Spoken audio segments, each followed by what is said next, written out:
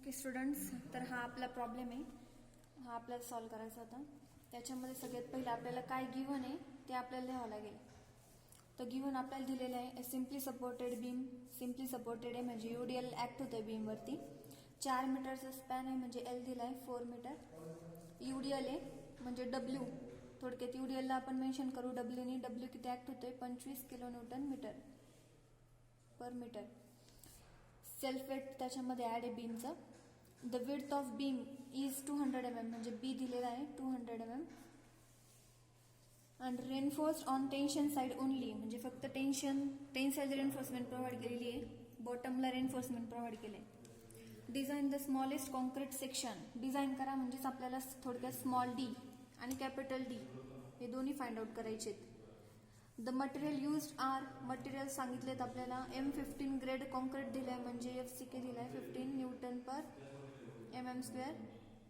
आणि mild steel आहे म्हणजेच FY दिलेले आहे 250 न्यूटन पर mm².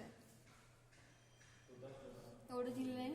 आणि याच्यामध्ये मग आपल्याला काय फाइंड आउट करावं लागणार, AST सुद्धा फाइंड आउट करावं लागणार. डिझाईन करा. Design the smallest concrete section म्हणजे B, D आणि रिक्वायर्ड एरिया ऑफ स्टील आपल्याला फाइंड आउट करायचं आहे. मग एवढं जर दिलेलं असेल तर आपली स्टेप आहे. फर्स्ट स्टेप काय असते ह्या अशा टाईपच्या प्रॉब्लेमची. फर्स्ट स्टेप असते कॅल्क्युलेट डिझाईन पॅरामीटर्स.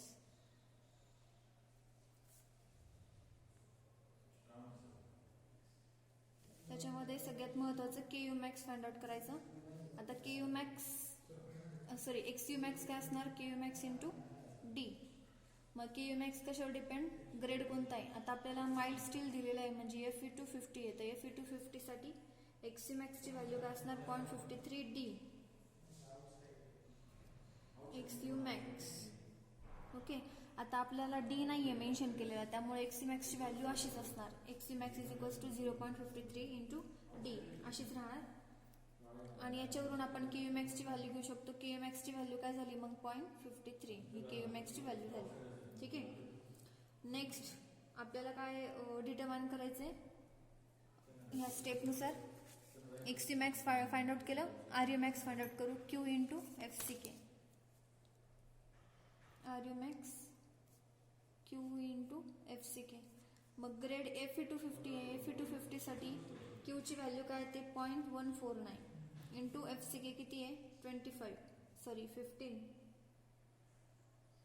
M15 दिलाय म्हणजे इथे येणार 15. तर RU मॅक्स ची व्हॅल्यू येते कॅल्क्युलेशन नुसार 2.235 न्यूटन पर mm². ठीक आहे. ही व्हॅल्यू झाली RU मॅक्स ची व्हॅल्यू. तर इथे आपण पहिली स्टेप फॉलो केली, XU मॅक्स फाइंड आउट केला, RU मॅक्स फाइंड आउट केला. सेकंड आपली स्टेप काय ती टाईप 3 डिझाईन प्रॉब्लेम नुसार second step calculate factored moment आपल्याला फाइंड आउट करायचा. MD is equals to gamma F into M. Second calculate factored moment.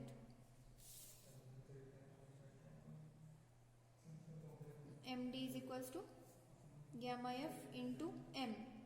हा जो वर्किंग मोमेंट आहे तो फाइंड आउट केला जातो. जो काही यूडीएल आहे W into L² divided by 8 या फॉर्म्युल्याने. SFD BMD काढताना बेंडिंग मोमेंट डायग्राम साठी यूडीएल जर असेल तर कसा फाइंड आउट करतो बेंडिंग मोमेंट WL² बाय 8. तोच आपला काय इथे वर्किंग मोमेंट आहे WL² by 8 into partial safety factor gamma F. मग मटेरियल साठी लोड साठी काय येते पार्शियल सेफ्टी फॅक्टर 1.5 व्हॅल्यू असते लोड साठी. मग 1.5 इंटू W आपल्याला दिलेला आहे 25 kilo newton per metre. 25 kilo newton पर मीटर. L दिलेला आहे. L म्हणजे स्पॅन, बीमचा स्पॅन किती दिलेला आहे 4, त्याचा स्क्वेअर डिवायडेड बाय 8. मग याचं जर इक्वेशन सॉल्व्ह केलं तर याचं येतं answer 75 kilo newton metre. MD factored moment आला 75 किलो न्यूटन मीटर. जर न्यूटन MM मध्ये जर कॅल्क्युलेट करायचं ठरलं तर 75 into 10 to the power 6 newton MM. म्हणजेच थोडक्यात रिलेशन बघा, 1 किलो न्यूटन मीटरची value 10 to the power 6 newton MM एवढी आहे. हे रिलेशन आहे. म्हणून किलो न्यूटन मीटरचं जर आपल्याला न्यूटन MM मध्ये करायचं ठरलं तर फक्त मल्टिप्लाय कशाने करायचं 10 टू द पॉवर 6 ने. मग हे आलं MD ची व्हॅल्यू, फॅक्टर्ड मोमेंटची व्हॅल्यू आली. मग थर्ड स्टेप काय असते आपल्याला फॅक्टर्ड मोमेंट आणि limiting value of moment of resistance म्हणजे एम यू लिमिट ते दोघं काय करायचे इक्वेट करायचे त्याच्यावरून काय काढायचं आपल्याला स्मॉल डी फाइंड आउट करायचा. बघा थर्ड स्टेप काय equating M U limit to M D and find out D.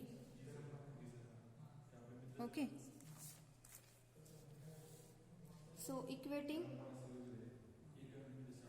M U limit and M D आणि एम यू लिमिटचं जनरल फॉर्म्युला आपण मागेच बघितलं डेरिव्हेशनमध्ये 0.36 FCK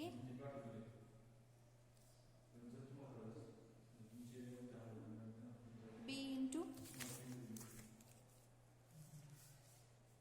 Q into FCK into B D square M U लिमिटचा formula Q into FCK into आता हे लिहिण्यापेक्षा directly Q into FCK into B into D square याला इक्वेट करायचं कशाला एम डीला बरोबर. मग याचं डिरेक्टली आपण डी फाइंड आउट करण्यासाठी इथे स्टेपमध्येच आपण इक्वेशन फाइंड आउट केलं होतं. तर डीचं काय आहे equation D is equals to M D divided by Q into FCK into B हा फॉर्म्युला यूज करून आपण काय फाइंड आउट करू डी फाइंड आउट करू. मग आपला फॉर्म्युला आहे D is equals to square root of M D divided by Q into FCK into B. याच्यामध्ये व्हॅल्यूज टाका. एम डीची व्हॅल्यू आपण आत्ताच फाइंड आउट केली 75 इंटू 10⁶ न्यूटन MM मध्येच व्हॅल्यू टाकायची. क्यू आपल्याला दिलेला आहे 20 क्यू दिलेला आहे आपल्याला क्यू म्हणजेच कोणता R U max Q into FCK म्हणजे 0.149 इंटू 15 क्यू इंटू FCK ची व्हॅल्यू आपण काढलेली आहे 2.235 ती व्हॅल्यू टाकूया आपण. क्यू इंटू FCK म्हणजेच काय आर यू मॅक्स बरोबर आणि आर यू मॅक्सची व्हॅल्यू काय 2.235 जी आपण मागे काढली इंटू बी बी किती दिले आहे आपल्याला 300 आहे का 200 आहे बी 200 आहे इथे आलं 200. हे कॅल्क्युलेशन सॉल्व केलं तर आपल्याला डी मिळतो 409.61 mm. आता ही डेप्थ आहे बीमची तर मग 0.61 असं याला काय करू आपण राऊंड अप करू. बीमची डेप्थ म्हणजे ओव्हरऑल डेप्थ नाही आहे ही इफेक्टिव्ह डेप्थ आहे याला राऊंड अप करून आपण काय म्हणू शकतो 410 mm. ठीक आहे तर स्मॉल डी आला 410 mm 10 पर्यंत राऊंड अप करू. फोर्थ स्टेप नेक्स्ट स्टेप काय असते as per the design steps. Fourth step आहे compute area of reinforcement by using this formula. So calculate the AST. Calculate AST is equals to formula 0.36 FCK B into XU max divided by 0.87 FY. Okay. XU max 0.36 into FCK into B into आता XU max काय आहे FE250 आहे FE250 साठी XU max चा formula काय तो XU max काय तो 0.53 इंटू डी च्या टर्म मध्ये. मग ती व्हॅल्यू टाका 0.53 into D divided by 0.87 FY. ठीक आहे आता सगळ्या व्हॅल्यूज आल्या आपल्याकडे सगळ्या व्हॅल्यूज आहेत. मग AST फाइंड आउट करा AST मॅक्स. मग काय 0.36 FCK आपल्याला दिलंय 15 बी दिलंय 200 0.53 आणि डी आपण आत्ताच कॅल्क्युलेट केला राऊंड अप करून 410 डिवायडेड बाय 0.87 FY किती आहे 250 ग्रेड ऑफ स्टील आहे म्हणून FY 250. तर हे पूर्ण सॉल्व जर केलं इक्वेशन तर आपल्याला AST मिळतो 1077 mm². एवढा आपल्याला काय मिळतो एरिया ऑफ स्टील. ठीक आहे फोर्थ स्टेप कंप्लीट झाली. मग as per the design step type 3च्या प्रॉब्लेमनुसार पुढचं स्टेप काय ते अज्युम ॲप्रोप्रिएट कव्हर आहे. आता आपल्याला प्रॉब्लेममध्ये कव्हर दिलेलं नाही आहे तर आपल्याला अज्युम करायचं आहे. आणि डिटरमाइन प्रॅक्टिकल टोटल डेप्थ म्हणजेच काय आपल्याला कॅपिटल डी फाइंड आउट करायचं आहे म्हणजेच ओव्हरऑल डेप्थ ऑफ बीम आपल्याला फाइंड आउट करायची लास्ट स्टेप आहे. मग next and last step assume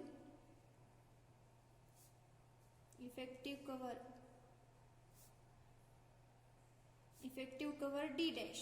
आता इकडे लक्ष द्या, हा बीम आहे, बीमची ओव्हरऑल डेप्थ म्हणजे कॅपिटल डी, टॉप पासून तर बॉटम पर्यंत जे डिस्टन्स आहे त्याला आपण कॅपिटल डी म्हणतो, ओव्हरऑल डेप्थ म्हणतो किंवा प्रॅक्टिकल टोटल डेप्थ म्हणतो. आता सपोज इथे जे बार्स आहेत रेन्फोर्समेंट आहेत प्रोव्हाइड केलेले, तर रेन्फोर्समेंटच्या बॉटम पासून इथपर्यंत जे डिस्टन्स आहे त्याला आपण कव्हर म्हणतो, नॉमिनल कव्हर. त्याला सपोज आपण डीनी नाही सीनी डिनोट करूया. C is equals to cover, nominal cover किंवा सिम्पली कव्हर. आता इथं मेन्शन काय केलेलं आहे, इफेक्टिव्ह कव्हर डी डॅश. तर इफेक्टिव्ह कव्हर म्हणजेच काय, तर बारच्या सेंटर पासून तर बॉटम पर्यंत जे डिस्टन्स आहे त्याला आपण काय म्हणतो, इफेक्टिव्ह कव्हर. त्याला मेन्शन केलंय डी डॅशने, त्याला आपण इफेक्टिव्ह कव्हर म्हणतो. ज्याच्यामध्ये कव्हर आणि अर्धा डायमीटर जो आहे बारचा तो ऍडेड असतो, त्याला डी डॅश म्हणतो. आणि इथून वरती जे डिस्टन्स उरतं त्याला आपण म्हणतो effective depth of the beam. म्हणजे बारच्या अर्धा डायमीटर पासून तर वरपर्यंत जे डिस्टन्स येते म्हणजे स्मॉल डी. मग आपल्याला कॅपिटल डी काढायचं आहे. मग आपण काय करू, कॅपिटल डी कसा असणार, मग small D plus D dash. Effective cover जर कन्सिडर केलं तर डी डॅश. आणि दुसरा फॉर्म्युला काय तयार होईल मग, capital D is equals to small D plus, आता कव्हर म्हणजे C, plus half of the diameter of the bar. यांची ॲडिशन केली तर काय होणार, टोटल कॅपिटल डी. म्हणजेच सी प्लस 5/2 म्हणजेच काय, इफेक्टिव्ह कव्हर डी डॅशनी आपण नोट डाऊन केलंय. मग आपण काय करूया डायरेक्टली, आता इथं बारचं डायमीटर पण दिलेलं नाही आपल्याला आणि कव्हर पण अज्युम करायचं. मग त्याच्यामुळे C plus 5/2 commonly D dash आपण अज्युम करूया 40 mm. प्रत्येक प्रॉब्लेमसाठी जर दिलेलं नसेल 40 mm जरी कन्सिडर केलं बीमला तरी चालेल. मग अज्युम करूया effective cover D dash is equals to 40 mm. मग आपलं कॅपिटल डी काय होणार, small D plus D dash. Small D आलेला आपला 410 अधिक 40 म्हणजेच हे होत आहे 450 mm. म्हणजे कॅपिटल डी आपला किती येतो, 450 mm. म्हणजेच बीमची साईज काय होणार मग खाली, therefore size of beam is equals to B into capital D. आणि बी किती दिलेला आहे 200 आणि डी आपण कॅल्क्युलेट केला म्हणजे डिझाईन केलं थोडक्यात आपण 450 mm. This is the problem. अशा पद्धतीने हा टाईप 3चा जो प्रॉब्लेम आहे डिझाईन प्रॉब्लेम तो काय करायचा, सॉल्व्ह करायचा. डिझाईन म्हटलेलं आहे, डिझाईन म्हणजेच आपण काय केलंय, एक डायमेन्शन जे आपण ते फाइंड आउट केलं ह्या प्रॉब्लेममध्ये. म्हणजे capital D small D find out केला आणि area of steel find out केलं, त्यालाच म्हणतो design of the beam. Okay, thank you.